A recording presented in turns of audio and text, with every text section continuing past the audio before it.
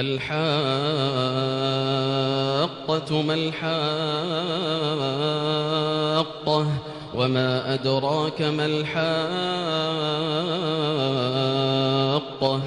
كذبت ثمود وعاد بالقارعة فأما ثمود فأهلكوا بالطاغية وأما عاد فأهلكوا بريح صرصر عاتية سخرها عليهم 7 ليال و8 أيام حسوما فترى القوم فيها صرعى كأنهم أعجاز نخل خاوية فهل ترى لهم من باقية وجاء فرعون ومن قبله والمؤتفكات بالخاطئة فعصوا رسول ربهم فأخذهم أخذة رابية إنا لما طغى الماء حملناكم في الجارية لنجعلها لكم تذكرة وتعيها أذن واعية فإذا نفخ في الصور نفخة واحدة وحملت الأرض والجبال فدكتا دكة واحدة فيومئذ وقعت الواقعة وانشقت السماء فهي يومئذ واهية والملك على أرجائها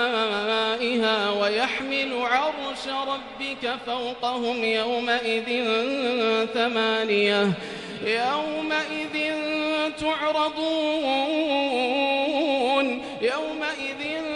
تعرضون لا تخفى منكم خافية فأما من أوتي كتابه بيمينه فيقول هاؤم اقرءوا كتابيه إني ظننت أني ملاق حسابيه فهو في عيشة راضية في جنة عالية قطوفها دانية كلوا واشربوا هنيئا بما أسلفتم في الأيام الخالية وأما من أوتي كتابه بشماله فيقول يا ليتني لم أوت كتابيه ولم أدر ما حسابيه يا ليتها كانت القاضية ما أغنى عني ماليه هلك عني سلطانيه خذوه فغلوه ثم الجحيم صلوه ثم في سلسلة ذرعها 70 ذراعا فاسلكوه إنه كان لا يؤمن بالله العظيم ولا يحض على طعام المسكين فليس له اليوم هاهنا حميم ولا طعام إلا من غسلين لا يأكله إلا الخاطئون فلا أقسم بما تبصرون وما لا تبصرون إنه لقول رسول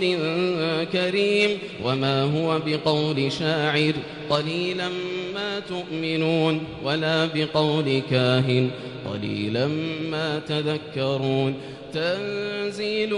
من رب العالمين ولو تقول علينا بعض الأقاويل لأخذنا منه باليمين ثم لقطعنا منه الوتين فما منكم من أحد عنه حاجزين وإنه لتذكرة للمتقين وإنا لنعلم أن منكم مكذبين وإنه لحسرة على الكافرين وإنه لحق اليقين فسبح باسم ربك العظيم